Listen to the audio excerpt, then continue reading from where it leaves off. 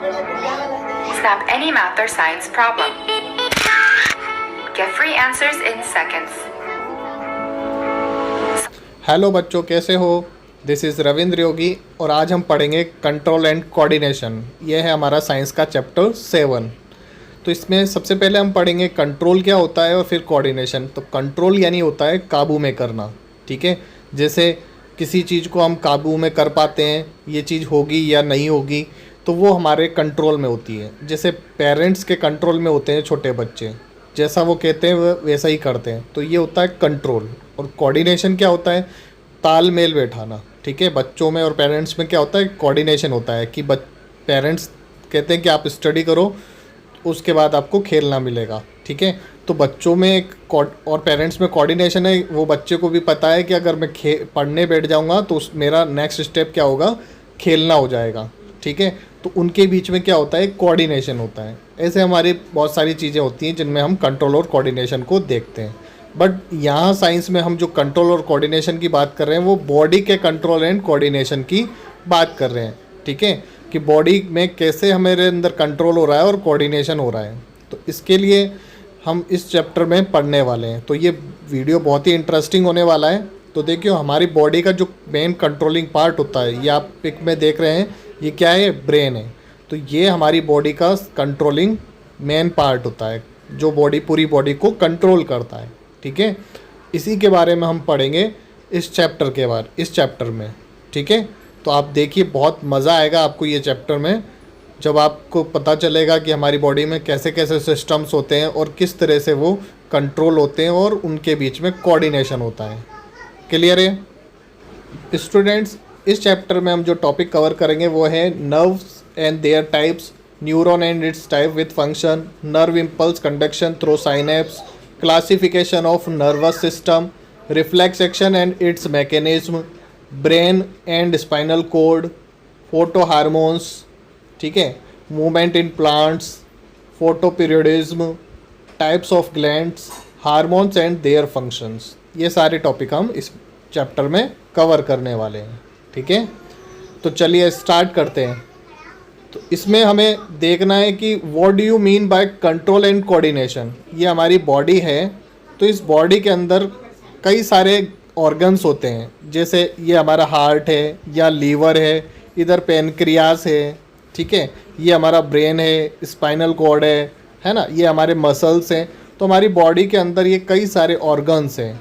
तो हमें कंट्रोल और कोऑर्डिनेशन की ज़रूरत क्यों पड़ती है और ये कैसे होता है, ठीक है। तो इसका मतलब देखो, जो हमारा यहाँ कंट्रोल एंड कोऑर्डिनेशन है, it means working of a body in systematic manner.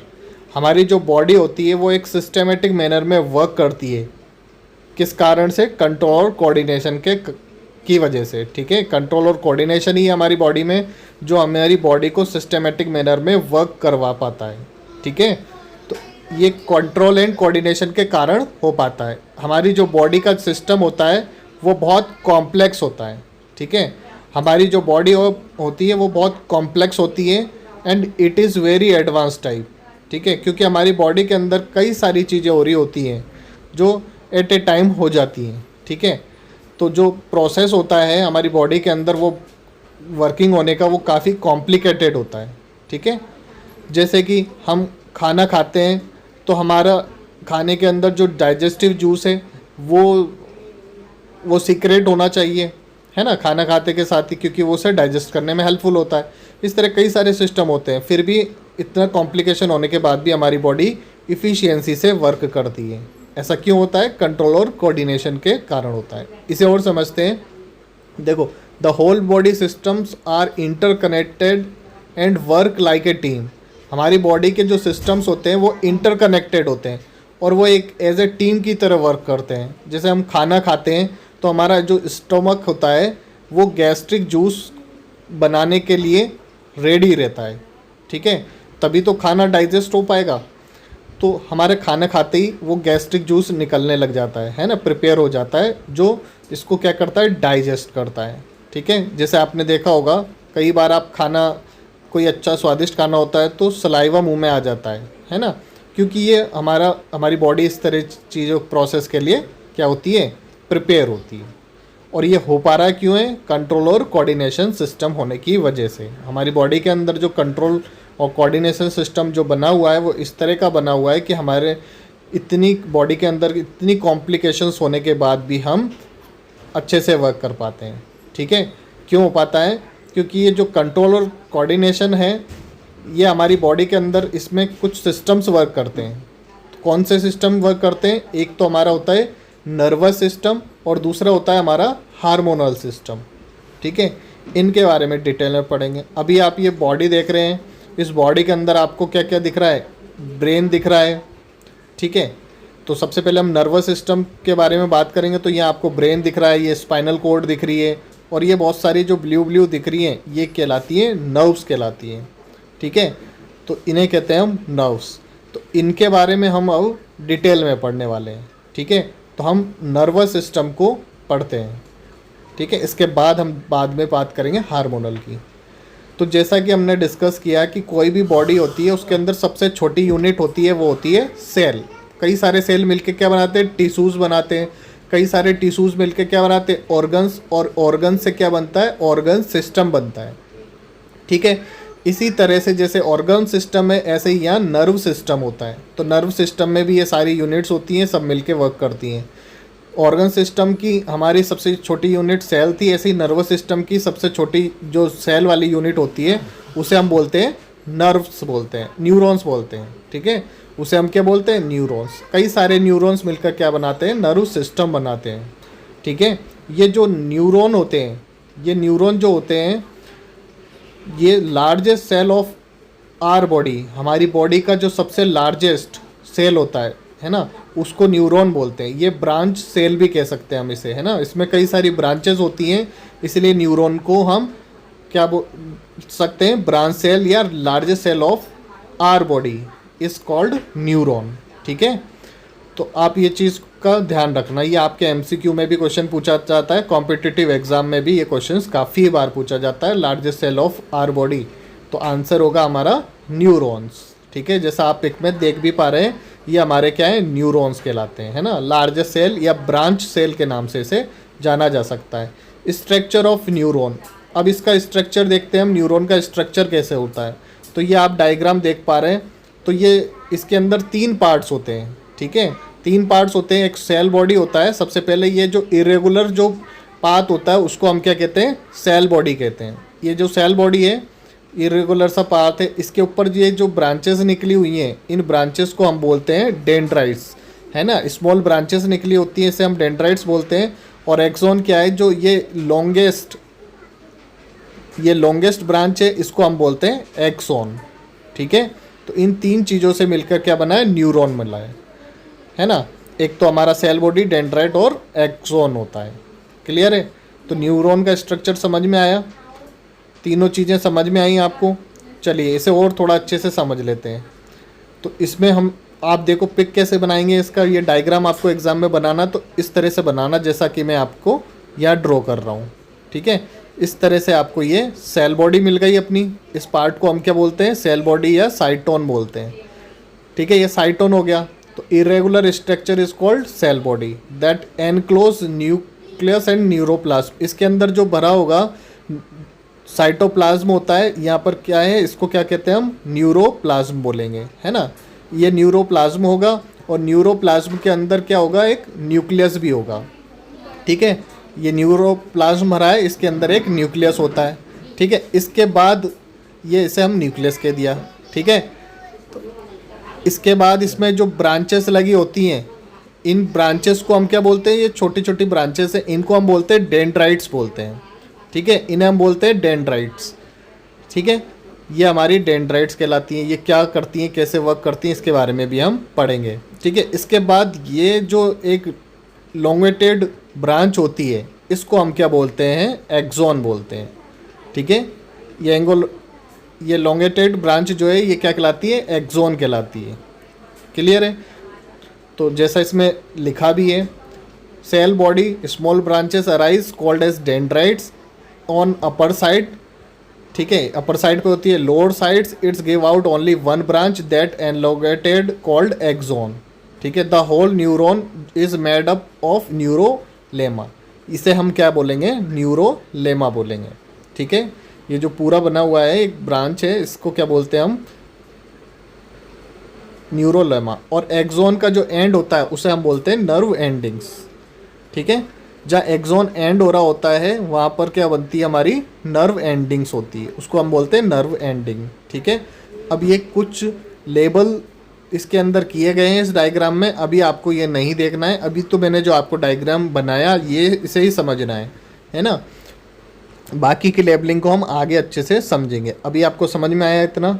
देखो, जो न्यूरॉन्स होते हैं वो लिंक होते हैं एक दूसरे से फ्रॉम नर्व्स, है ना, फॉर्म नर्व्स। नर्व्स की फॉर्म में जो न्यूरॉन्स होते हैं वो एक दूसरे से क्या होते हैं, लिंक होते हैं। जैसा कि मैं ये स्पेरिकल में बना रहा हूँ कुछ न्यूरॉन्स, ये न्यूरॉन्स ऐसे एक दूसरे से जुड़े होते हैं। ठीक है, नर्व की फॉर्म में। ये नर्व्स जो होती हैं वो 3 टाइप की होती हैं। ठीक है, नर्व जो है हमारी बॉडी में 3 टाइप की नर्व पाई जाती है। Sensory nerve carry impulse from sense organs to brain. ये जो इम्पल्स यानी मैसेज, ये जो नर्व होती हैं वो क्या करती हैं, मैसेज को ले जाती हैं ऑर्गन से ब्रेन की तरफ। मैसेज है ये, मैसेज कोई लेटर लिख के नहीं आता इसमें, मैसेज कोई चिट्ठी विट्ठी है ना, मेल नहीं किया जाता ये मैसेज कैसे जाता है, ये वाला जो हमारा मैसेज है वो मैसेज जाता है इलेक्ट्रिक सिग्नल्स के थ्रू। ठीक है, हमारी बॉडी में कुछ भी हुआ तो वो जाएगा हमारे ब्रेन तक, कैसे जाएगा, इलेक्ट्रिक सिग्नल के थ्रू जाएगा। ठीक है, इम्पल्स के थ्रू मैसेज हमारे ब्रेन तक जाएगा। तो जो नर्व मैसेज को ले जाती है ऑर्गन्स से ब्रेन तक, उनको हम बोलते हैं सेंसरी नर्व। ठीक है, और मोटर नर्व क्या होती है, जो मैसेज को लाती हैं ब्रेन से ऑर्गन तक।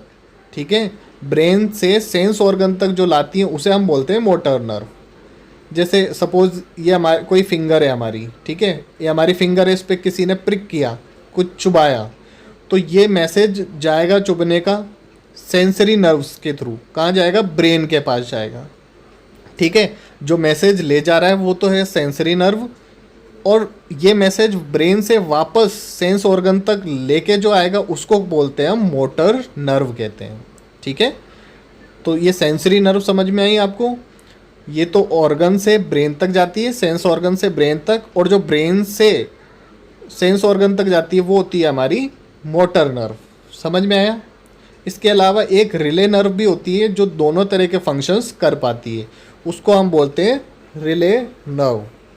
ठीक है, तो ये हमारी जो स्पाइनल कॉर्ड के अंदर ये आपको ब्रांचेस दिख रही हैं जो बाहर की तरफ आ रही हैं, ये तो हमारी ब्रेन से मैसेज ला रही हैं, तो इन्हें तो हम बोल देंगे मोटर नर्व। ठीक है, ये तो हमारी हो गई मोटर नर्व। और ये कुछ नर्व हैं जो अंदर की तरफ जा रही हैं, इन्हें हम बोलेंगे सेंसरी नर्व बोलेंगे। ठीक है, तो ये हमारी सेंसरी नर्व कहलाती हैं। क्लियर है आपको? समझ में आया अच्छे से? चलिए मैं थोड़ा सा और इसे अच्छे से एक्सप्लेन करूँगा। तो अभी तो हमने बात की सेंसरी नर्व, मोटर नर्व और रिले नर्व के बारे में। ठीक है, अब देखो, जब कोई भी ऐसे जो न्यूरॉन्स है मैंने अभी बताया ऐसे कनेक्टेड होते हैं, इंटरकनेक्टेड होते हैं, तो ये बिल्कुल ऐसे चिपके नहीं होते हैं। इन न्यूरॉन्स, 2 न्यूरॉन्स जो होंगे इनके बीच में कुछ ना कुछ गैप होगा। जैसे ये ऐसा गैप होता है 2 न्यूरॉन्स के बीच में। क्लियर है? कभी भी 2 न्यूरॉन्स क्या है, एक दूसरे से ऐसे कनेक्टेड नहीं हो सकते हैं। एक न्यूरॉन का नर्व एंडिंग और दूसरे न्यूरॉन के डेंड्राइट्स के बीच में क्या होता है, कुछ गैप होता है हमेशा। ठीक है, जैसे ये तो हमारा हो गया नर्व एंडिंग, और ये हमारा बीच, ये दूसरा डेंड्राइट्स है, इनके बीच में ये जो गैप्स हैं, इस गैप को हम बोलते हैं साइनेप्स। ठीक है, तो ये हमारा साइनेप्स कहलाता है। क्लियर है? लिखा है 2 neurons are never joined to each other, there is always some gap between them called synapse. ठीक है, synapse क्या है? It is defined as junction between 2 neurons and is filled with fluid called synaptic fluid or SLEFT. ठीक है, इन दोनों के बीच में जो गैप होता है उसे साइनेप्स बोलते हैं, और साइनेप्स में क्या फ्लूइड होता है उसको साइनेप्टिक फ्लूइड बोलते हैं। जैसा कि आप इस डायग्राम में भी देख पा रहे हैं। देखो, ये यहाँ इन दोनों न्यूरॉन्स के बीच में गैप है ना, इस गैप को हमने साइनेप्स नाम दे दिया, है ना। ये देखो, इनके बीच में भी गैप है, इसे भी हम क्या बोलेंगे, साइनेप कहेंगे। ये दोनों पिक में आपको अच्छे से दिख पा रहा है।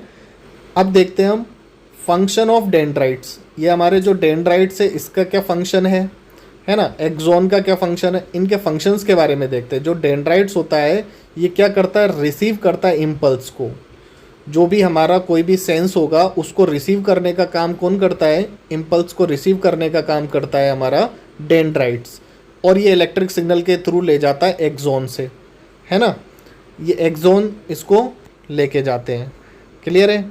डेंड्राइट्स ने तो क्या किया, मैसेज को यानी इम्पल्स को रिसीव किया, और रिसीव करने के बाद एक्सॉन इसको ले गया कहाँ पर, दूसरे न्यूरॉन के डेंड्राइट के पास, है ना। तो ये यहाँ से इम्पल्स को लेके आया, और ले जाने के बाद एक्सॉन ने इसे क्या कर दिया, ये जो इन दोनों के बीच में गैप था साइनेप्स तक ये अपने मैसेज को ले आया, ठीक है। और इसके बाद दूसरे न्यूरॉन के डेंड्राइट्स ने इसे रिसीव कर लिया।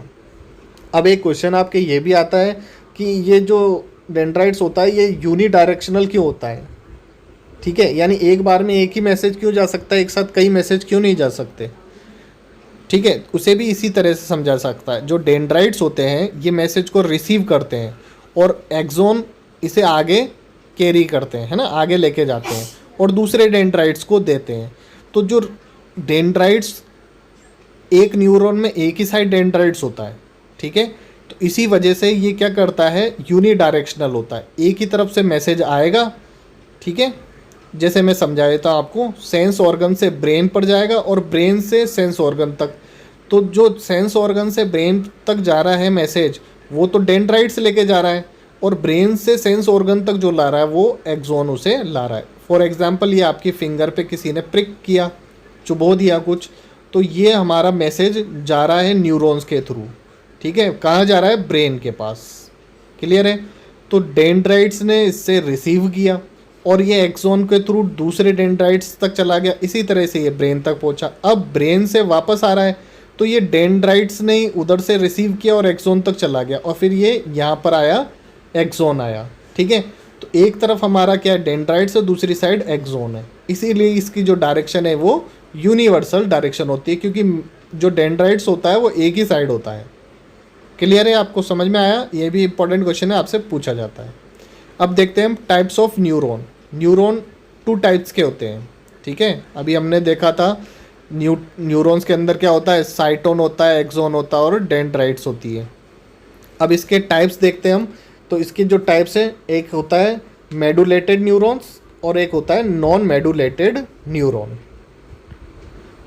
तो इन मेडुलेटेड न्यूरॉन, ये आप देखिए, आप डायग्राम देख पा रहे हैं, ये 2 डायग्राम है। आपको इस तरह से मैं आपको बना के बता देता हूँ। इस तरह से आपको ये न्यूरॉन्स का डायग्राम बनाना है, ठीक है। ये बना दिए, ये डेंड्राइट्स लगा दिए, है ना। और एक ये ब्रांच निकाल दी, इसको हमने एक्सॉन बोला। अब ये जो एक्सॉन होता है, ठीक है, मेडुलेटेड न्यूरॉन के अंदर क्या होता है, इसके ऊपर एक माइलिन शीथ लगी होती है, ठीक है। ये एक माइलिन शीथ लगी है ना। और नॉन मेडुलेटेड न्यूरॉन है, इस पर ये शीट नहीं होती है, ठीक है। अब ये वाला डायग्राम भी मैं आपको एक बार बना के दिखा देता हूँ, ठीक है। इस तरह से ये डायग्राम बना होता है, ठीक है। ये जो इसका एक्सॉन है, इसके ऊपर कोई शीट नहीं दिख रही है ना। ये इस पर भी डेंड्राइट्स होंगे, साइटोन होगा, न्यूक्लियस होगा, एक्सॉन होगा, नर्व एंडिंग होगी, सब चीज़ सेम ही होगी दोनों में, ठीक है। ये आपका न्यूक्लियस भी हो गया है ना, और ये नर्व एंडिंग हो गया। दोनों में चीज़ें सेम है, बस माइलिन शीथ का फ़र्क है, ठीक है। जो मेडुलेटेड है उसमें माइलिन शीथ लगी होती है, ये है हमारी माइलिन शीथ। ये जो माइलिन शीट है ये बनी किसकी होती है, ये माइलिन शीट बनी होती है प्रोटीन और फैट्स की बनी होती है। प्रोटीन और फैट से बनती है माइलिन शीट। और ये श्वान सेल्स भी होते हैं इनके अंदर, है ना। और ये जो एक पॉइंट होता है, ये इनके बीच में गैप होता है, इनको बोलते हैं हम नोड्स ऑफ रेनवायर बोलते हैं, ठीक है। तो जो मेडुलेटेड न्यूरॉन होता है उसमें, और जो नॉन मेडुलेटेड न्यूरॉन है उसमें सिर्फ 3 चीज़ों का फ़र्क है, ठीक है। माइलिन शीट, श्वान सेल और नोड्स ऑफ रेनवायर, ठीक है। नॉन मेडुलेटेड में ये तीनों चीज़ें नहीं होती हैं, बाकी फंक्शन दोनों का सेम है ना। डायग्राम दोनों का एक जैसा ही है। क्लियर है आपको। तो आप बना सकते हैं मेडुलेटेड न्यूरॉन और नॉन मेडुलेटेड न्यूरॉन्स का। जो नॉन मेडुलेटेड न्यूरॉन होता है उसमें शीट नहीं होती है, तो उसका जो न्यूरोप्लाज्म होता है वो थोड़ा सा थिक होता है, ठीक है। इसका जो न्यूरोलेमा है वो थिक होता है। अब हम देखते हैं विच न्यूरॉन कंडक्ट इम्पल्स फास्टर। अब हमारे पास ये दो तरह के न्यूरॉन्स हैं, इनमें से फास्ट इम्पल्स कौन लेके जाएगा ये हमें बताना है। तो मेडुलेटेड जो न्यूरॉन्स होता है conduct impulse faster as impulse move in jumping manner that is from one node of Ranvier to another, है ना। इसे हम साल्टेटरी कंडीशन बोलते हैं। ये देखो आप, मेडुलेटेड और नॉन मेडुलेटेड दोनों बना हुआ है। तो इसके अंदर जो ये इम्पल्स जाती हैं, है ना, इम्पल्स जो जाती हैं ये किस फॉर्म में जाती हैं, आयन एक्सचेंज, है ना। जो इलेक्ट्रिकल सिग्नल होते हैं वो आयन एक्सचेंज करते हैं, कहने का मतलब। तो इसमें यहाँ पर आयन एक्सचेंज होते हैं। तो यहाँ पर ये देखो कुछ गैप बने हुए हैं, तो ये गैपों के थ्रू आयन का एक्सचेंज होता है मेडुलेटेड न्यूरॉन में। तो इस तरह से ये आयन एक्सचेंज होता है कुछ पॉइंटों पर, इसीलिए ये फास्टर होता है। जबकि इसके अंदर जो ये आयंस होते हैं पूरी एक्सॉन्स में फैले होते हैं, है ना, इसलिए इसमें जो इलेक्ट्रिक इम्पल्स जो जाती हैं वो स्लो जाती हैं। और मेडुलेटेड में न्यूरॉन के अंदर इलेक्ट्रिक इम्पल्सेस फास्ट जाती हैं। समझ में आया आपको कौन सा फास्टर है और क्यों है? मेडुलेटेड फास्टर है क्योंकि ये इम्पल्स को जंपिंग मैनर में ले जाता है एक नोड से दूसरे नोड पर, नोड ऑफ ब्रेन वायर पर, ठीक है। जबकि नॉन मेडुलेटेड में ऐसा नहीं होता है, इसलिए ये स्लो होता है। क्लियर है? ये भी आपके एग्ज़ाम में क्वेश्चन पूछा जाता है। तो आप इसको क्वेश्चन का आंसर इस तरह से लिखना। अब हमें बताना है how nerve impulse passes through synapse. ये डेंड्राइट से मैसेज एक्सॉन के गया और दूसरे डेंड्राइट्स और एक्सॉन एंडिंग के बीच में क्या बना है, साइनेप्स बना है। तो ये साइनेप्स के थ्रू मैसेज कैसे पास हो रहा है ये हमें बताना है इस क्वेश्चन में। तो देखो बच्चों, जब इसे अब ये जो नर्व एंडिंग वाला पार्ट है इस न्यूरॉन को हम क्या है जब माइक्रोस्कोप से देखेंगे तो ये माइक्रोस्कोप से देखने पर ये कैसा दिखेगा, नोब लाइक स्ट्रक्चर दिखेगा। न्यूरॉन का जो एंडिंग पार्ट होता है ये नोब लाइक स्ट्रक्चर दिखेगा। और इसके बाद ये यहाँ पर एक फ्लूइड भरा होता है ना, साइनेप्स में एक फ्लूइड भरा होता है, उसके बाद दूसरा डेंड्राइट्स लगा होता है। तो इस डेंड्राइट्स में ये क्या होते हैं, रिसेप्टर होते हैं, ठीक है। इन्हें कहते हैं हम रिसेप्टर्स, जो मैसेज को रिसीव करते हैं। तो यहाँ रिसेप्टर होते हैं। तो हमने देखा एक्सॉन का जो एंडिंग पार्ट है, एंडिंग पार्ट क्या है, नॉब लाइक स्ट्रक्चर है। और इसके अंदर भरा क्या है, इसके अंदर न्यूरोट्रांसमीटर है ना। इसको वेसल्स को बोलते हैं हम, साइनेप्टिकल वेसल्स बोलते हैं, ठीक है। इन्हें हम साइनेप्टिक वेसल्स कहते हैं, जिनके अंदर क्या भरा होता है, केमिकल होता है जिसे न्यूरोट्रांसमीटर कहते हैं। क्लियर है? डायग्राम समझ में आ गया आपको? ये नॉब लाइक स्ट्रक्चर हो गया हमारा, इसके अंदर साइनेप्टिक वेसल्स हैं, है ना, वेसिकल्स हैं, और इसमें न्यूरोट्रांसमीटर है, फिर ये फ्लूइड है और ये दूसरे डेंड्राइट्स के रिसेप्टर हैं, ठीक है।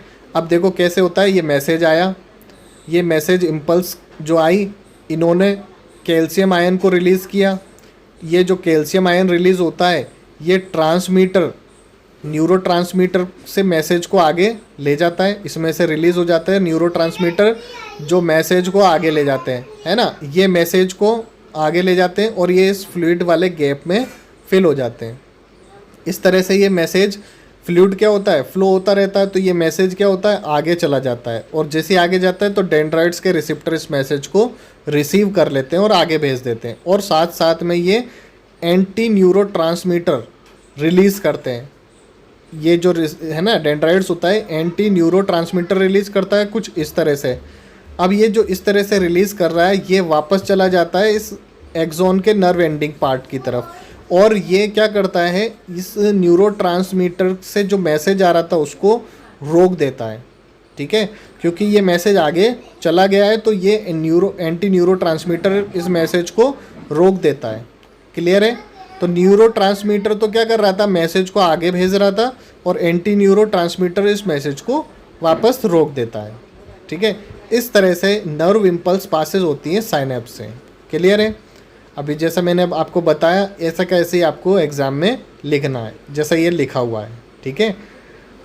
तो axon end appears to be knob like structure which has synaptic vessels in it. These synaptic vessels store a chemical neurotransmitter. और फिर इसके बाद लिखेंगे हम, नेक्स्ट पेज पे देखते हैं, we can clearly see the fluid in synapse, and we can also see the receptor on the dendrite to another neuron. When impulse reach the axonal and calcium ions are released from neurolemma that stimulates the secretion to neurotransmitter from vesicles into synapse. ठीक है, और इसके बाद लिखेंगे as the synaptic fluid moves the neurotransmitter also moves, and as soon it touches the dendrite receptors of another neuron the message is delivered. ठीक है, यानी जब न्यूरोट्रांसमीटर से ये डेंड्राइट्स के रिसेप्टर चला जाता है तो इन रेस्पॉन्स रिसेप्टर्स जो होते हैं वो सीक्रेट करते हैं एंटी न्यूरोट्रांसमीटर को, that further stop the secretion of neurotransmitter, है ना। अब जैसे ये डेंड्राइट्स के रिसेप्टर होते हैं एंटी न्यूरोट्रांसमीटर से इसे रोक देते हैं। This is how impulse travel through synapse. इस तरह से इम्पल्स के थ्रू मैसेज आगे फॉरवर्ड हो जाता है। ठीक है, जो न्यूरोलेमा होता है इससे कैल्शियम आयन आए, कैल्शियम आयन से क्या हुआ, न्यूरोट्रांसमीटर रिलीज हुए और ये साइनेप्स में गए। साइनेप्स से के पास दूसरे डेंड्राइट्स थे, उन्होंने क्या किया, एक्सेप्ट कर लिया और उसके बाद एंटी न्यूरोट्रांसमीटर भेज दिया। ये एंटी न्यूरोट्रांसमीटर क्या करता है, जो मैसेज के ट्रांसमिशन को रोक देता है। क्लियर है। हम देखते हैं nervous system and its parts के बारे में। हम नर्वस सिस्टम और उसके पार्ट्स के बारे में पढ़ते हैं। तो ये जो नर्वस सिस्टम है ये 2 पार्ट्स में डिवाइड होता है। एक होता है हमारा सेंट्रल नर्वस सिस्टम, दूसरा होता है पेरिफेरल नर्वस सिस्टम। ये सेंट्रल नर्वस सिस्टम को शॉर्ट में CNS और इसे PNS कहा जाता है। ठीक है, तो ये CNS होता है, ये CNS 2 पार्ट्स में डिवाइड होता है। ठीक है, CNS जो होता है हमारा मेन होता है, जो 2 पार्ट्स में होता है, ब्रेन एंड स्पाइनल कॉर्ड, जो कि हमारे मेन कंट्रोलिंग पार्ट्स हैं। PNS के अंदर जो है वो नर्व्स आती हैं, जो सारी नर्व्स आती हैं वो पेरिफेरल नर्वस सिस्टम में आती हैं। ठीक है, थोड़ा सा डायग्राम से समझ लेते हैं। जैसे हमने ये एक ब्रेन बना लिया और ब्रेन के अंदर स्पाइनल कॉर्ड लगी हुई है। इसके बाद ये जितनी भी इसमें नर्व्स, कुछ तो इसमें नर्व्स इन्फॉर्मेशन लाने वाली हैं और कुछ ले जाने वाली हैं, है ना। तो ये तो CNS हो गया हमारा ब्रेन और स्पाइनल कॉर्ड, और ये जितनी भी नर्व्स होती हैं ये सब क्या है, पेरिफेरल नर्वस सिस्टम में आती हैं, PNS में आती हैं। ठीक है, तो ये जो हमारा पेरिफेरल नर्वस सिस्टम है ये भी फर्दर 2 पार्ट्स में डिवाइड होता है, ऑटोनॉमिक नर्वस सिस्टम और सोमैटिक नर्वस सिस्टम। इस सोमैटिक नर्वस सिस्टम को हम वॉलेंट्री नर्वस सिस्टम भी बोल सकते हैं। ठीक है, ऑटोनॉमिक नर्वस सिस्टम, जो ये ऑटोनॉमिक नर्वस सिस्टम होता है ये हमारी उन चीज़ों पर कंट्रोल करता है जो हमारी बस में नहीं होती हैं, है ना। तो they do not work according to will, जो हमारी इच्छा के अनुसार वर्क नहीं कर पा रहे हैं काम, उन पर कंट्रोल ऑटोनॉमिक करता है। ठीक है, और जो हमारी इच्छा से वर्क कर रहे हैं उन पर वर्क कौन करता है, सोमैटिक नर्वस सिस्टम। ठीक है, जो विल के अकॉर्डिंग नहीं है उसे तो ऑटोनॉमिक। ये भी 2 पार्ट में डिवाइड होता है, सिम्पैथेटिक और पैरासिम्पैथेटिक नर्वस सिस्टम में। ठीक है, ऑटोनॉमिक नर्वस सिस्टम था जो विसरल का मतलब होता है जो हमारी इच्छा के अकॉर्डिंग काम नहीं होते हैं उन पर जो वर्क करता है उसे हम बोलते हैं ऑटोनॉमिक नर्वस सिस्टम। ठीक है, इसी के ये 2 पार्ट्स हैं, ये दोनों इसको इन्फॉर्मेशन भेजते हैं या लाते हैं। ठीक है, जो विसरल एक्टिविटीज़ होती है उनको इन्फॉर्मेशन भेजने का काम और लाने का काम सिंपैथेटिक और पैरासिम्पैथेटिक करते हैं, जैसे blood vessels, glands, internal organs वगैरह इसमें आते हैं। जबकि सोमैटिक जो नर्वस सिस्टम है इसमें एक ही पार्ट होता है, स्केलेटल मसल्स। जितनी भी हमारी मसल्स वगैरह हैं, स्केलेटल मसल्स हैं, वो सोमैटिक नर्वस सिस्टम में आती हैं। क्लियर है। चलिए, अब ये भी वेरी इंपॉर्टेंट है आपका रिफ्लेक्स एक्शन, कि रिफ्लेक्स एक्शन क्या है। कोई भी चीज़ हमारे पास, हमारी एक्टिविटी ऐसी होती है जैसे आइस के ऊपर एकदम से तेज़ रोशनी पड़ जाए तो हम क्या करते हैं, उस पर क्विक रेस्पॉन्स देते हैं, है ना। आइस के ऊपर एकदम लाइट पड़ गई तो हम आइस को क्या कर देते हैं, क्लोज कर देते हैं। इसी तरह से अगर हमारे हाथ में कोई पिन को पिंच कर देता है तो हम हैंड को क्या कर लेते हैं, विड्रॉल कर लेते हैं, यानी हाथ हटा लेते हैं। ये एक्शन बहुत क्विक होता है, तो ये रिफ्लेक्स एक्शन कहलाता है। ठीक है, reflex action it is defined as quick, spontaneous and autonomic response. ठीक है, यानी जो रिफ्लेक्स एक्शन होता है वो क्विक होता है और स्पॉन्टेनियस होता है और ऑटोनॉमिक होता है, यानी अपने आप ही होता है जो रेस्पॉन्स, उसको हम क्या बोलते हैं, reflex action. We have receptors in our body. Receptors are actually specialised cell sensitive to different stimulus. अब ये जो स्टिमुलस है, ये स्टिमुलस क्या होता है, स्टिमुलस का मतलब हो गया any change in external environment. कोई भी एक्सटर्नल इन्वायरमेंट के अंदर जो चेंजेस होते हैं इसको हम क्या बोलते हैं, स्टिमुलस कहते हैं। ठीक है, तो हमारी बॉडी के जो रिसेप्टर्स होते हैं इन आर बॉडी रिसेप्टर्स, वो क्या होते हैं, सेंसिटिव होते हैं। इसमें हम ले सकते हैं एग्जांपल में पेन के लिए नोनो रिसेप्टर, प्रेशर के लिए थीगो रिसेप्टर्स और टेम्परेचर के लिए क्या होते हैं, थर्मो रिसेप्टर्स होते हैं। इसी तरह लाइट के लिए फोटो रिसेप्टर्स होते हैं। ठीक है, तो इस तरह से ये वर्क करते हैं। जैसे फॉर एग्जांपल मैं आपको समझाऊं, जैसे ये आपका हाथ है, इस हाथ के ऊपर ये ऐसी लाइन सी बनी हुई देखी होंगी, ये क्या होती है, हमारी रिसेप्टर होती है, प्रेशर रिसेप्टर। क्योंकि हाथ में हम कोई चीज़ पकड़ते हैं, हाथ और पैर दोनों में ही होती है, तो हम उस पर प्रेशर लगा रहे होते हैं, तो ये थीगो रिसेप्टर्स होते हैं इस तरह से हाथ में, है ना। या इसको आप समझ लेते हैं, इसका मैकेनिज्म देख लेते हैं, रिफ्लेक्स एक्शन का मैकेनिज्म क्या है। जैसे हमारे कोई हॉट चीज़ है जो अगर उससे हमारा हाथ टच हो जाता है ना, अगर किसी हॉट चीज़ से हमारा हाथ टच होगा तो वहाँ कौन से रिसेप्टर काम करेंगे, थर्मो रिसेप्टर। तो जो थर्मो रिसेप्टर्स होते हैं वो एक्टिवेट हो जाते हैं और हमारे हैंड को, है ना, हमारे हैंड से जो ऑर्गन होता है, हैंड से सीएनएस को वो मैसेज भेज देते हैं, है ना। हैंड से सीएनएस को मैसेज, इम्पल्स जो होती हैं हैंड से सीएनएस को मैसेज भेज देती हैं कि गर्म चीज़ से हाथ टच हुआ है।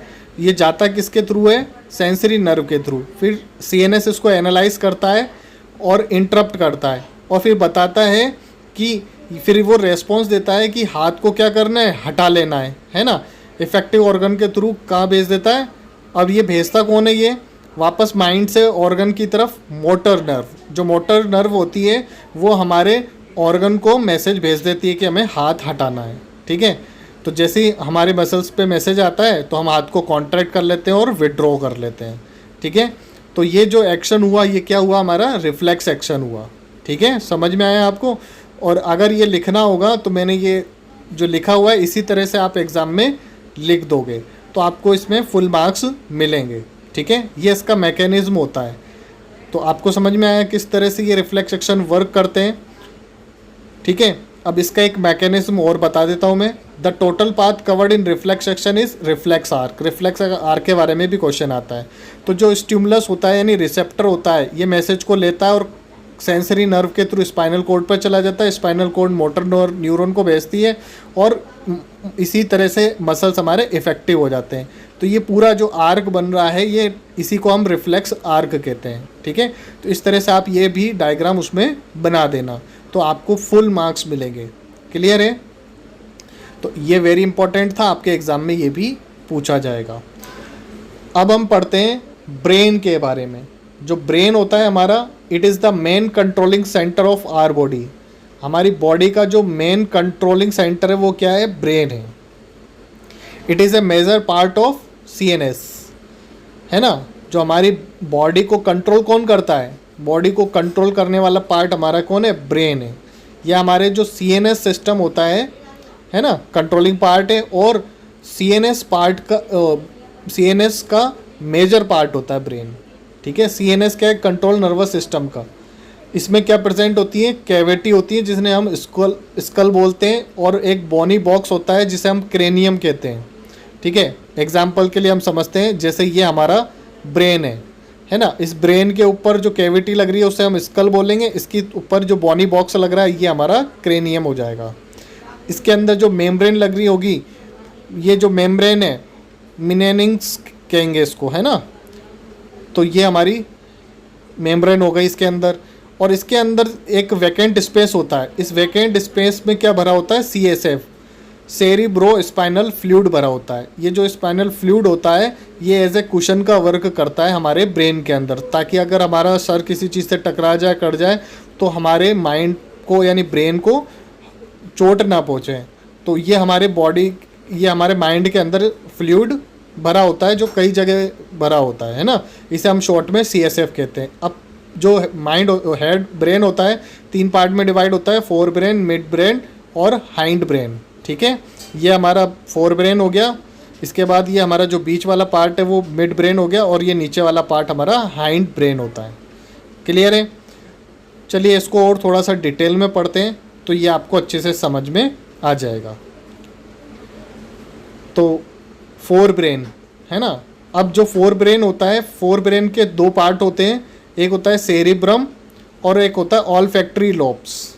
ठीक है, तो ये हमारा जो सेरिब्रम है और इसमें क्या होता है, ऐसे लोब्स लगे होते हैं। ये फोर ब्रेन है हमारा, इसको तो हम तो बोल देते हैं सेरिब्रम, और इसके अंदर जो लॉब्स बनी हुए हैं वो इन्हें कहते हैं हम ऑल्फैक्टरी लॉब कहते हैं, जो स्मेल को सेंस करती हैं, है ना। मिड ब्रेन होता है जिसका कोई डिवीज़न नहीं होता है, इसके पार्ट्स नहीं है, और हाइंड ब्रेन के भी पार्ट है। इसमें सेरिबेलम, पॉन्स वेरोली एंड मेडुला ऑब्लोगेटा इसके पार्ट्स होते हैं।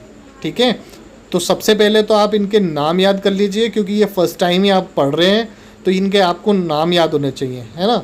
इनको अच्छे से आप नाम याद कर लेना, फिर इनको हम इसके बारे में डिटेल में भी समझ लेते हैं। तो जो फोर ब्रेन है, फोर ब्रेन का पहला पार्ट था हमारा सेरिब्रम।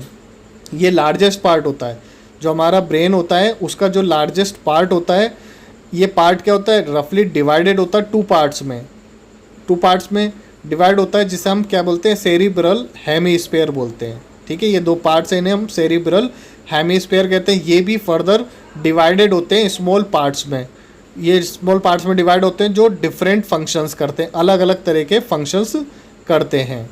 ठीक है, तो दीज हेमीस्फीयर्स हैव सर्टन लॉब्स, इनके अंदर कुछ लॉब्स होती हैं जो कुछ इम्पॉर्टेंट फंक्शंस को परफॉर्म करती हैं। जैसे जो ये फ्रंटल लॉब्स है, ये क्या करती है, हमारे फेशियल मस्कुलर एक्टिविटीज़ को कंट्रोल करती है, हमारे फेस के मसल्स में जो एक्टिविटी होती है उसे कंट्रोल करती है। दूसरा हमारा है टेम्पोरल, ये हेल्प करता है हियरिंग, सुनने में। ऑसिपिटल, ये हेल्प करता है विज़न में। और पेरेंटियल, ये कंट्रोल करता है सेंस, टच और टेम्परेचर को। और ऑल्फैक्टरी लोब्स होती हैं, ये स्मेल को सेंस करती हैं। ठीक है, तो ये जो लोब्स थे इसके बारे में हमने देखा, इनके फंक्शंस को देखा। ये हमारा फोर ब्रेन का सेरिब्रम पार्ट हो गया। ठीक है, ये हमारा फोर ब्रेन होता है, इसी के अंदर हम क्या है, ये लोब्स बने होते हैं। अब हम बात करते हैं मिड ब्रेन। तो midbrain, it has no subdivision, इसके अंदर कोई सब डिवीज़न नहीं होता है। And its function is to control some reflex action. ठीक है, ये क्या फंक्शन करता है, ये कंट्रोल करता है कुछ रिफ्लेक्स एक्शंस को। ठीक है, ये रिफ्लेक्स एक्शन को कंट्रोल करने का काम करता है। इसके बाद हम देखते हैं हिंड ब्रेन। हिंड ब्रेन में सेरिबेलम होता है सबसे पहले। तो हमारा जो ब्रेन होता है उसमें ये क्या है, सेरिब्रम जितना बड़ा नहीं होता, उससे छोटा होता है, और ये भी 2 पार्ट्स में डिवाइड होता है। और इसे हम क्या बोलते हैं, सेरिबेलर हेमीस्फीयर्स कहते हैं, है ना। इसे हम सेरिबेलर हेमीस्फीयर करते हैं। ये भी आगे फर्दर डिवाइड हो जाता है स्मॉल पार्ट्स में, और जो क्या फंक्शन करते हैं, कंट्रोल करते हैं बॉडी के मूवमेंट्स को और पोस्चर मूवमेंट्स को। यानी सेमीस्फीयर जो है, सेरिबेलम जो है, कंट्रोल करता है बॉडी मूवमेंट्स को और पोस्चर मूवमेंट्स को। ठीक है, तो ये हमारा हिंड ब्रेन में दूसरा पार्ट होता है पोन्स वेरोली, है ना। पोन्स वेरोली जो होती है, ये स्मॉल ओविड बॉडी लोकेटेड होता है इसमें नियर ब्रेन स्टेम, है ना। It control some aspects of respiration, ये हमारी कुछ रेस्पिरेशन एक्टिविटीज़ को क्या करता है, कंट्रोल करने का काम करता है। तीसरा मेडुला ऑब्लिगेटा, जो ब्रेन, इसे कहते हैं हम स्टेम ऑफ ब्रेन, ये हमारे ब्रेन का स्टेम कहलाता है, और ये कंट्रोल करता है इनवॉल्यूंटरी एक्टिविटीज़ को। ये हमारी कुछ अनैच्छिक क्रियाओं को कंट्रोल करता है, जैसे कफिंग, स्नीचिंग, हार्ट बीट्स, है ना, एक्सेट्रा। इनको कंट्रोल करने का काम कौन करता है, मेडुला ऑब्लोंगेटा। तो हमने अभी हम ब्रेन के तीनों पार्ट्स पढ़े।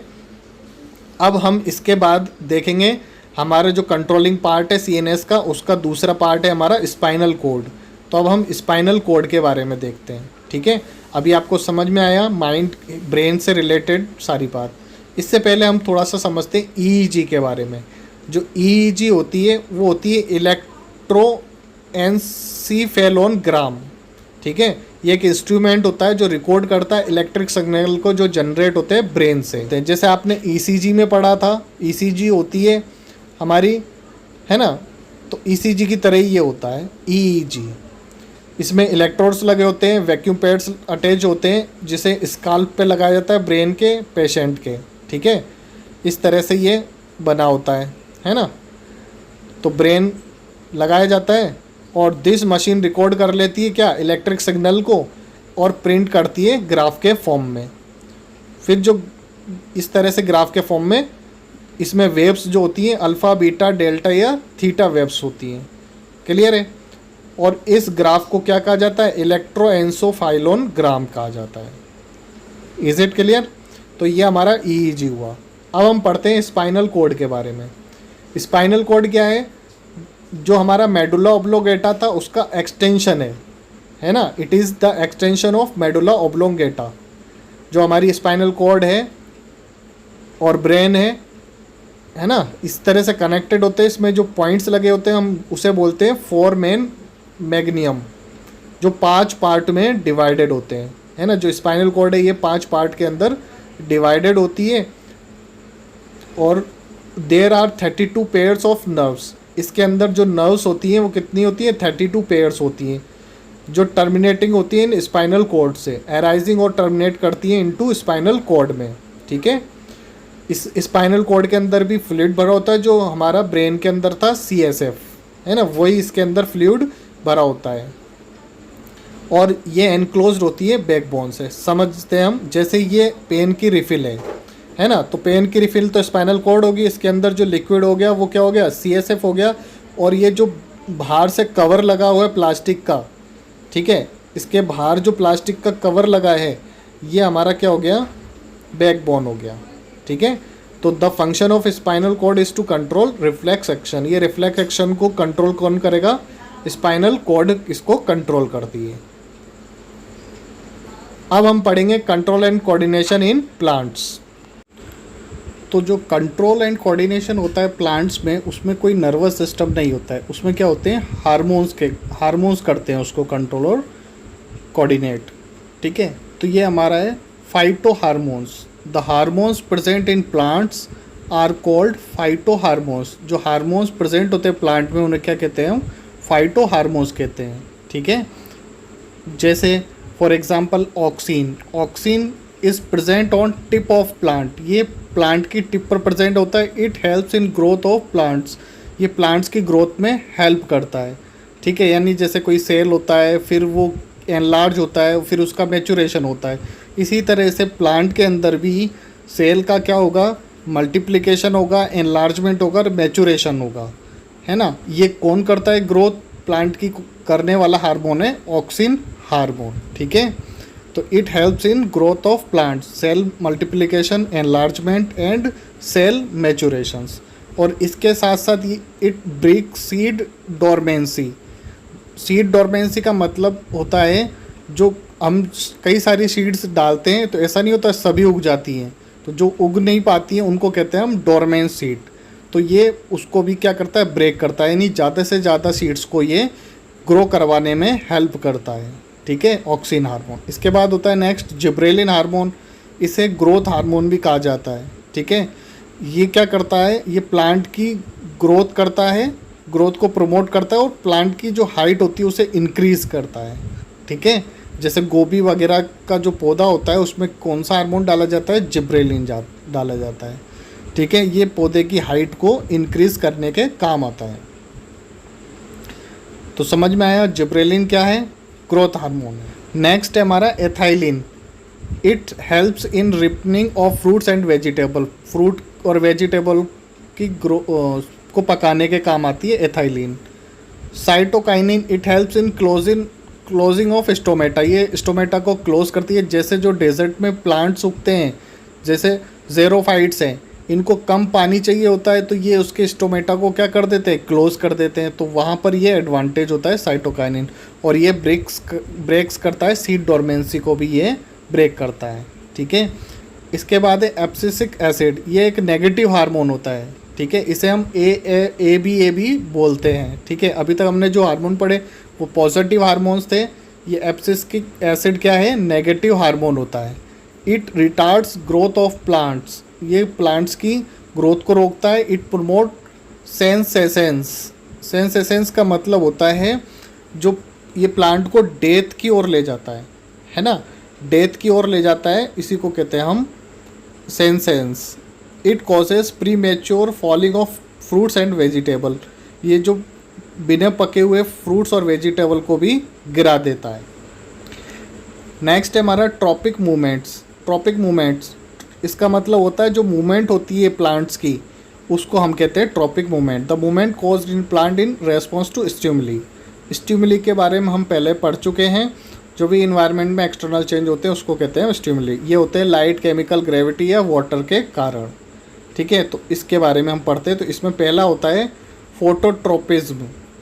ट्रोपिज्म यानी तो हो गया मूवमेंट, फोटो यानी हो गया लाइट, लाइट के कारण जो मूवमेंट हो रहा है प्लांट में उसको हम क्या बोलते हैं, फोटोट्रोपिज्म बोलते हैं। जैसे ये एक प्लांट है तो ये प्लांट की जो स्टेम है लाइट की तरफ क्या हो गई है, मूव कर गई है ना, इसे फोटोट्रोपिक। अब हमें बताना है why plant droop when it is kept inside the room.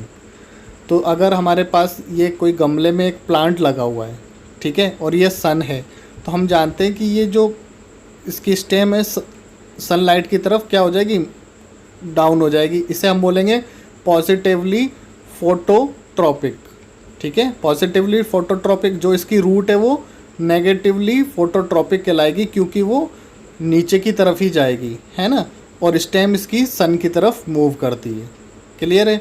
तो स्टेम तो पॉजिटिवली फोटोट्रॉपिक है और इसकी रूट क्या है, नेगेटिवली फोटोट्रॉपिक है। अब हमें बताना है why plant droop when it is kept inside the room.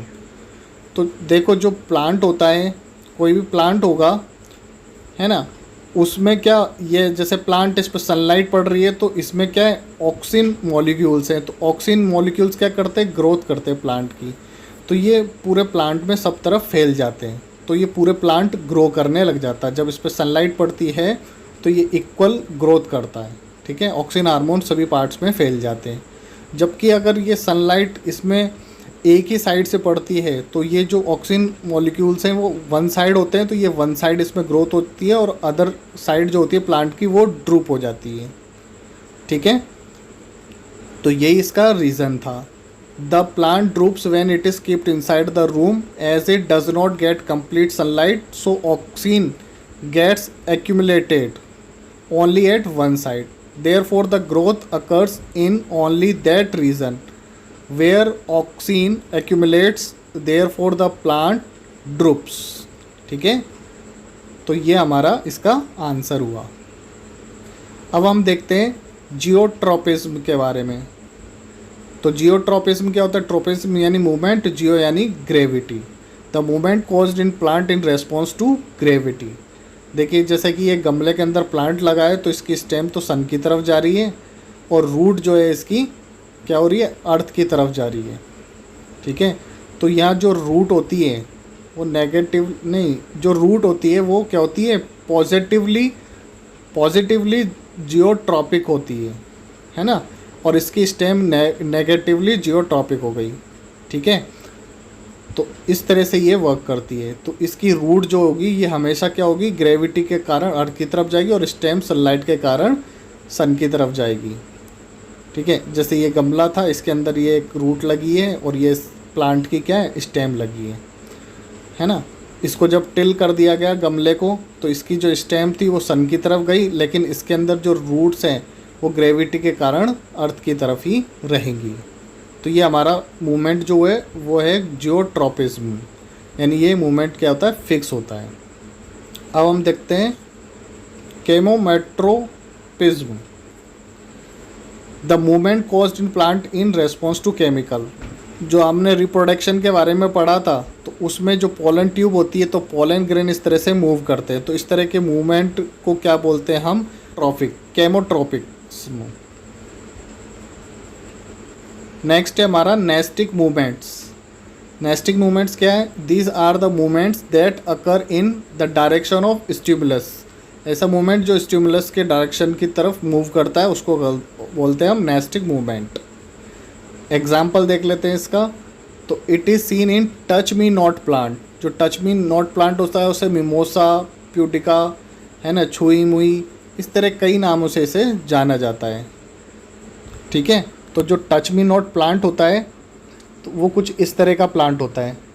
इसे हम टच मी नॉट इसलिए कहते हैं कि जब इसे हम टच करते हैं तो इसकी लीव्स क्या हो जाती हैं, बंद हो जाती हैं, इस तरह से बंद हो जाती हैं। ठीक है, तो इसलिए फोल्डेड लीव्स होने के कारण आफ्टर टचिंग, ठीक है, इसे टच मी नॉट प्लांट कहा जाता है। तो ये एक नेस्टिंग मूवमेंट करती है ना। अब हम पढ़ते हैं फोटो पीरियोडिज्म के बारे में। तो फोटो पीरियोडिज्म क्या होता है? जो फोटो पीरियोडिज्म है, it is the period of light to which the plant is expose to sunlight. ठीक है, जो ये एक पीरियड होता है लाइट जिसमें प्लांट क्या होता है, एक्सपोज करता है लाइट की तरफ। Actually there is a blue green pigment called cytochrome in plant that respond to light. इसमें एक इसमें एक साइटोक्रोम होता है जो प्लांट की लाइट की तरफ रेस्पॉन्ड करता है। कुछ प्लांट होते हैं जिन्हें ज़्यादा लाइट की ज़रूरत होती है, कुछ को कम, और कुछ ऐसे होते हैं जिन्हें ना कम ना ज़्यादा सनलाइट चाहिए होती है। ठीक है, तो जो लॉन्ग डे चलने वाले प्लांट हैं, इसी तरह शॉर्ट डे वाले प्लांट, और कुछ होते हैं न्यूट्रलाइज्ड होते हैं, जो कुछ होते हैं न्यूट्रलाइज्ड प्लांट। ठीक है, तो accordingly plants are classified as long day plants, short day plants और न्यूट्रल प्लांट्स। फ्लावरिंग प्लांट्स होते हैं वो शॉर्ट डे प्लांट्स होते हैं। वेजिटेटिव प्लांट्स होते हैं, ये लाइट ज़्यादा की ज़रूरत होती है, और वेजिटेटिव में कुछ ऐसे होते हैं जो न्यूट्रल प्लांट्स होते हैं। स्टूडेंट्स, अब पढ़ते हैं हम hormonal system, hormones in humans. सबसे पहले हम ये देखते हैं कि ये हार्मोन्स होते क्या हैं। ये जो हार्मोन्स होते हैं ये केमिकल होते हैं जो हमारी बॉडी के अंदर रिलीज़ होते हैं। ठीक है, और क्या करते हैं, ये हेल्प करते हैं कंट्रोल एंड कोऑर्डिनेशन में। तो बॉडी के अंदर जो हार्मोन्स निकल रहे हैं ये हमारी बॉडी के अंदर क्या करते हैं, कंट्रोल करते हैं और कोऑर्डिनेट करने का काम करते हैं। कंट्रोल और कोऑर्डिनेशन अब आप समझ चुके हैं। अब आपके माइंड में एक क्वेश्चन आ रहा होगा कि ये जो केमिकल्स होते हैं ये केमिकल्स रिलीज़ कहाँ से होते हैं। ठीक है, तो ये जो केमिकल्स होते हैं ये सीक्रेट होते हैं एंडोक्राइन ग्लैंड से। ठीक है, तो hormones are secreted by endocrine glands. अब एंडोक्राइन ग्लैंड्स क्या होते हैं, ये ग्रुप ऑफ सेल्स होते हैं। ठीक है, कई सेल्स क्या बनाते हैं, ग्रुप बनाते हैं, और ग्रुप बनाने के बाद एक ग्लैंड बना लेते हैं जिसे हम एंडोक्राइन ग्लैंड्स कहते हैं। क्यों कहते हैं, क्योंकि इनसे सीक्रेशन हो रहा है। इनसे सीक्रेशन होने के कारण इन्हें एंडोक्राइन ग्लैंड्स कहा जाता है, और ये हार्मोन्स का करते हैं सीक्रेशन। क्लियर है? तो ये एंडोक्राइन ग्लैंड्स के बारे में आपको समझ में आया। इसके बाद हम देखते हैं ये ग्लैंड्स जो होते हैं टू टाइप्स के होते हैं, एक्सोक्राइन ग्लैंड्स और एंडोक्राइन ग्लैंड्स। अभी हमने देखा, देखो हार्मोन्स का सीक्रेशन हो रहा है एंडोक्राइन ग्लैंड से, यानी एंडोक्राइन ग्लैंड्स क्या करते हैं, सीक्रेशन कर रहे हैं किस चीज़ का, हार्मोन्स का सीक्रेशन कर रहे हैं। अब जो ये हार्मोन्स तो समझ में आ गया, सीक्रेट हो रहे हैं एंडोक्राइन ग्लैंड से। अब आप इसी तरह से सोचो कि जो एक्सोक्राइन ग्लैंड है ये क्या चीज़ सीक्रेट, ये अभी हम देखेंगे नेक्स्ट पेज पर। ठीक है, कुछ एंडोक्राइन ग्लैंड्स आपको पिक में दिख रहे हैं, जैसे ये है पिट्यूटरी ग्लैंड, है ना, जो ब्रेन के अंदर होता है। ये थायराइड ग्लैंड है, ये थाइमस ग्लैंड है, ये एड्रिनल ग्लैंड है, ये पेनक्रियास ग्लैंड है, ओवेरी है, और ये टेस्टी ग्लैंड है। ये सारे ग्लैंड्स क्या हैं, एंडोक्राइन ग्लैंड से। इन सभी से क्या होगा, हार्मोन्स का सीक्रेशन होगा। क्लियर है? चलिए अब डिफरेंस देखते हैं हम एक्सोक्राइन ग्लैंड और एंडोक्राइन ग्लैंड्स में डिफरेंस क्या है। तो जो एक्सोक्राइन ग्लैंड्स होती हैं उनके अंदर डक्ट्स होती हैं। फॉर एग्जांपल हमने यहाँ एक लीवर का डायग्राम बनाया हुआ है, तो ये जो लीवर होता है इसके अंदर क्या होता है, डक्ट्स होती हैं। ऐसा एक पाइप लाइक स्ट्रक्चर होता है, इसको हम कहते हैं डक्ट्स कहते हैं। इनसे क्या होगा, सीक्रेशन होगा। ठीक है, ये दोनों ही ग्लैंड्स होते हैं, इनसे सबसे क्या होता है, सीक्रेशन ही होता है। इसमें डक्ट्स के थ्रू सीक्रेशन होता है। ठीक है, डक्ट्स के थ्रू सीक्रेशन होता है, उनको तो कहते हैं एक्सोक्राइन ग्लैंड। और जो एंडोक्राइन ग्लैंड होते हैं उनमें डक्ट्स नहीं होती हैं। ठीक है, वो क्या करते हैं, जैसे ये पेनक्रियास बना हुआ है, ये जो पेनक्रियास बना हुआ है ये क्या है, एंडोक्राइन ग्लैंड्स है। एंडोक्राइन क्या होते हैं, डक्टलेस होते हैं, उसमें डक्ट्स नहीं होती हैं। ये डायरेक्ट ब्लड में मिलकर अपने हार्मोन्स को रिलीज़ कर देते हैं। ठीक है, तो ये डक्टलेस होते हैं। बट आप ये जो पेनक्रियास देख रहे हैं ना, ये पेनक्रियास जो ग्लैंड है, ये एक ओनली ऐसा ग्लैंड है जो हमारा एंडोक्राइन और एक्सोक्राइन दोनों में आता है, ठीक है।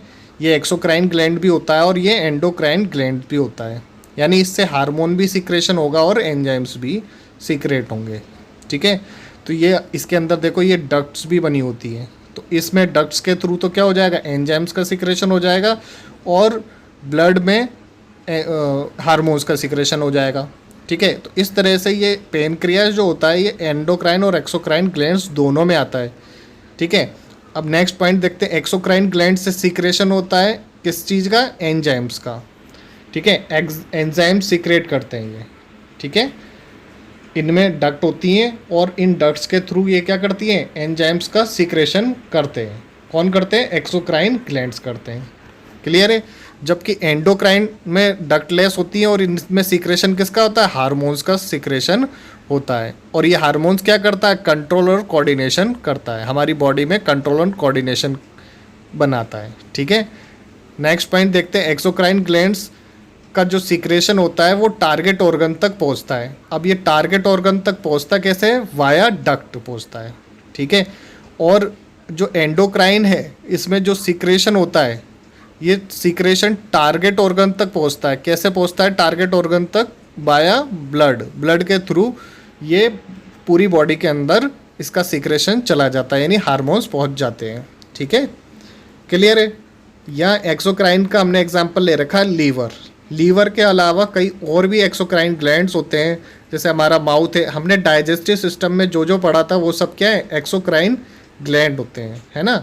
लीवर हो गया, माउथ हो गया, इस तरह से कई सारे जो ग्लैंड होते हैं वो एक्सोक्राइन। ऐसे एंडोक्राइन में हमने यहाँ थायराइड ग्लैंड का एग्जांपल लिया है, लेकिन थायराइड ग्लैंड के अलावा भी बहुत सारे एंडोक्राइन ग्लैंड्स हैं, जैसा कि हमने प्रीवियस पेज पर देखे थे, है ना। जैसे पिट्यूटरी ग्लैंड है, थाइमस है, थायराइड है, ये सब।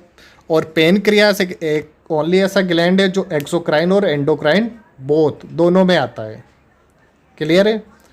तो ये आपको ध्यान रखना है, ये आपके क्वेश्चंस वेरी इंपॉर्टेंट है, ये आपसे पूछा जाता है कि ऐसा कौन सा ग्लैंड है जो एक्सोक्राइन भी है और एंडोक्राइन भी है। The study of endocrine glands and there secretion is called endocrinology, जिसमें हम एंडोक्राइन ग्लैंड्स और उनके सिक्रेशन के बारे में पढ़ते हैं। उस स्टडी को हम क्या बोलते हैं, एंडोक्राइनोलॉजी कहते हैं। हार्मोन्स के कैरेक्टरिस्टिक्स को पढ़ते हैं, ठीक है। हार्मोन्स के क्या कैरेक्टरिस्टिक्स होते हैं, तो they are secreted in small amounts, ये स्मॉल अमाउंट्स में सीक्रेट होते हैं। नेक्स्ट है they are secreted by endocrine glands, hormones जो होते हैं वो एंडोक्राइन ग्लैंड से सीक्रेट होते हैं, ठीक है। और ये जो एंडोक्राइन ग्लैंड से सीक्रेशन होता है ये सब क्या है, हमारे एंडोक्राइन ग्लैंड्स लिखे हुए हैं ये सारे। तो इन सब से क्या होता है, सीक्रेशन होता है हार्मोन्स का, और हार्मोन्स पहुँचता कहाँ है, टारगेट ऑर्गन तक। They act only on target organ, is it clear. तो ये ब्लड के थ्रू ऐसे पूरी बॉडी के अंदर हार्मोन्स चले जाते हैं, उनका सिक्रेशन हो जाता है, ठीक है, अपनी टारगेट ऑर्गन तक ये पहुंच जाते हैं ब्लड के थ्रू, क्लियर है। नेक्स्ट पॉइंट है इसमें, दे आर ईदर प्रीटेनियस और स्टीरॉइड्स, प्रोटोनियस और steroids, they reach target organ through blood. अभी जैसे मैंने बताया ये टारगेट ऑर्गन तक पहुंच जाते हैं, कैसे, ब्लड के थ्रू ये टारगेट ऑर्गन तक पहुंच जाते हैं। ये हमारे कैरेक्टरिस्टिक्स हुए। अब चलिए ग्लैंड्स में पढ़ते हैं हम पहले पिट्यूटरी ग्लैंड के बारे में, है ना। एंडोक्राइन ग्लैंड में पहला है पिट्यूटरी, यही आपको पढ़ना है। एक्सोक्राइन आप पहले डाइजेस्टिव सिस्टम में पढ़ चुके हैं। तो ये पिट्यूटरी ग्लैंड होता है वो मिड ब्रेन में लोकेटेड होता है ना। ये मिड ब्रेन है आपका, इसमें ये दिख रहा है, ये क्या है, पिट्यूटरी ग्लैंड कहलाता है, ठीक है। इस जो पिट्यूटरी ग्लैंड होता है, इस पिट्यूटरी ग्लैंड को मास्टर ग्लैंड कहा जाता है। हमारी बॉडी का क्या कहा जाता है, मास्टर ग्लैंड कहा जाता है, ठीक है। ये भी वेरी इंपॉर्टेंट है, ये भी आपसे एग्जाम में पूछा जाता है। तो ये मास्टर ग्लैंड कहा जाता है as it secrete some important hormones, क्योंकि इनसे कुछ इंपॉर्टेंट हार्मोन्स का सिक्रेशन होता है। The functioning of it is control by a part of brain called hypothalamus, ठीक है। ये क्या करता है, कंट्रोल करता है किसको, हाइपोथैलेमस को, ठीक है।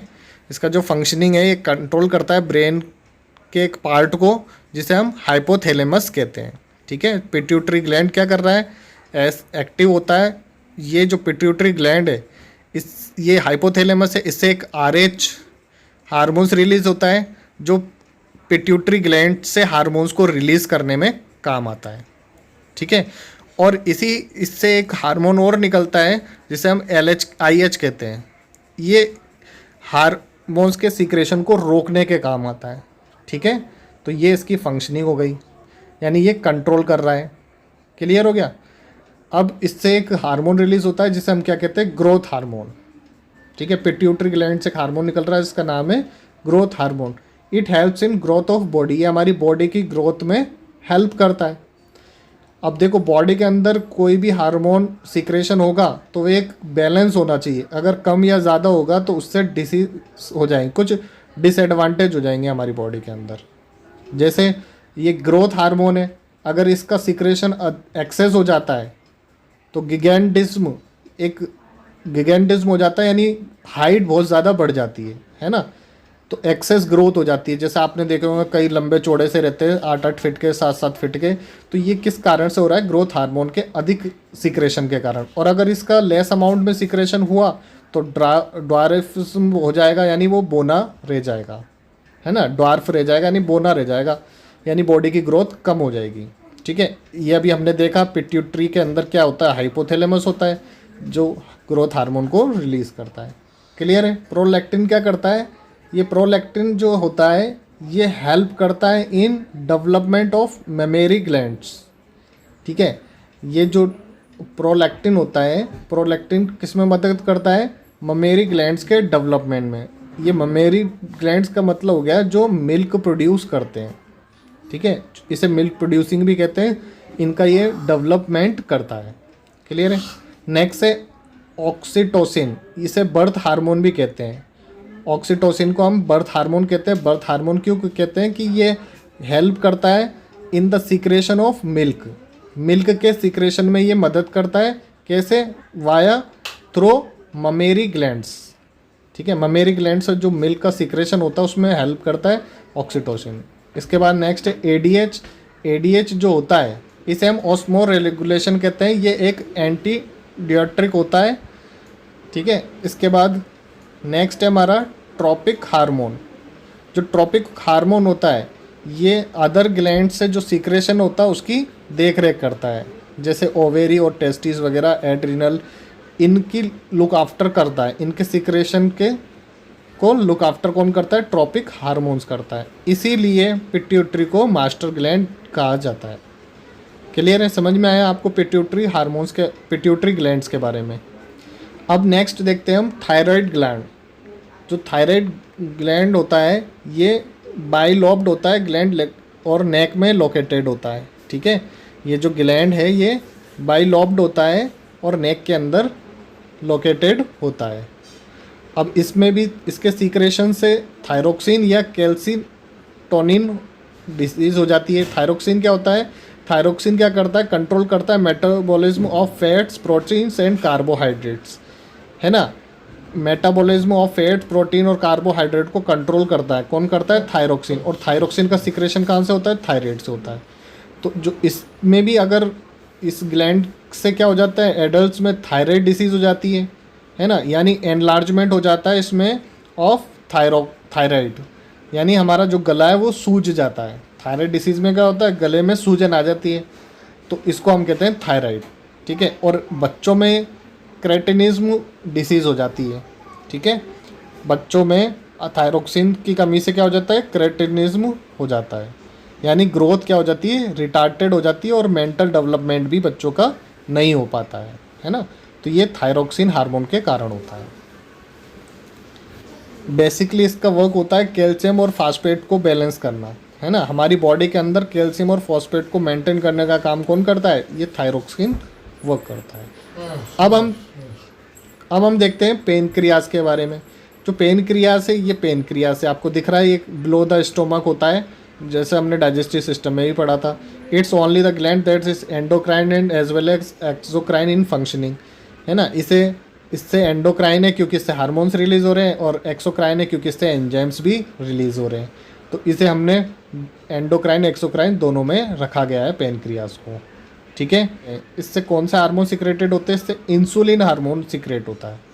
इंसुलिन हार्मोन क्या करता है, हमारे बॉडी के ग्लूकोज लेवल को लोअर करता है, ठीक है, और ग्लूकागॉन क्या करता है, इंक्रीज करता है, ठीक है। इंसुलिन हमारी बॉडी के अंदर ग्लूकोज को डिक्रीज करता है, जबकि ग्लूकागॉन क्या करता है, ग्लूकोज लेवल को इंक्रीज करता है। इस तरह से बैलेंस हमारी बॉडी के अंदर जो शुगर होता है वो बैलेंस हो जाता है इन दोनों इंसुलिन और ग्लूकागॉन के कारण।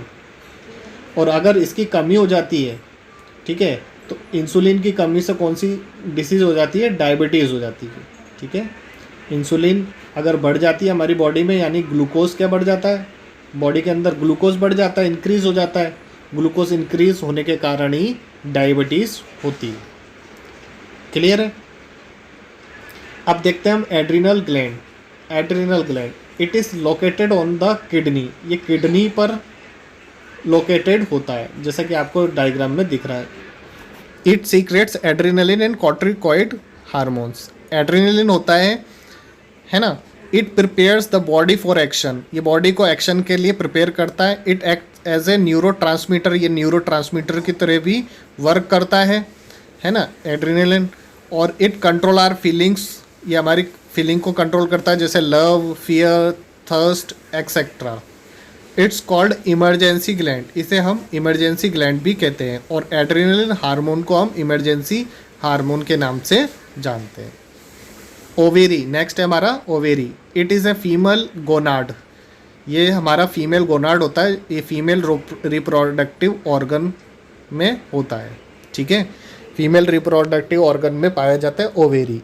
तो ओवेरी से क्या होता है, एस्ट्रोजन सिक्रेशन होते हैं, इससे जो हार्मोन रिलीज होता है उसे एस्ट्रोजन कहते हैं, इसे हम फीमेल सेक्स हार्मोन भी कहते हैं। इसका मेन फंक्शन क्या होता है, एग का प्रोडक्शन करना, ठीक है। और ये कंट्रोल करता है किसको, secondary sexual characters in females, ये जो फीमेल्स के अंदर सेकेंडरी सेक्सुअल कैरेक्टर होते हैं उनको कंट्रोल करने का काम भी करता है। फीमेल के अंदर सेकेंडरी सेक्सुअल रीजन क्या होते हैं, जैसे हिप रीजन वाइडन हो जाता है, ठीक है, और जो ब्रेस्ट होता है वो उसका डेवलपमेंट होने लग जाता है ना। और जैसे सॉफ्ट वॉइस क्या हो जाती है, उसमें वॉइस भी सॉफ्ट हो जाती है, प्यूबिक हेयर्स वगैरह निकल आते हैं। तो ये सारी चीज़ें सेकेंडरी सेक्सुअल कैरेक्टरिस्टिक्स कहलाते हैं। अब इससे ओवेरी से एक और हार्मोन सिक्रेशन होता है जिसे हम प्रोजेस्टेरोन कहते हैं। प्रोजेस्टेरोन क्या करता है, प्रेगनेंसी को कंट्रोल करता है, ठीक है। प्रोजेस्टेरोन प्रेगनेंसी को कंट्रोल करता है और साथ साथ में रिलैक्स भी करता है। जब डिलीवरी के टाइम ये हार्मोन प्रोजेस्टेरोन हार्मोन जो होता है ये ज़्यादा बहने लग जाता है ताकि पेन, फीमेल को पेन कम हो और डिलीवरी इजीली हो सके, ठीक है। तो ये फीमेल से ये हार्मोन्स रिलीज होते हैं और ये इस तरह से फंक्शनिंग करते हैं।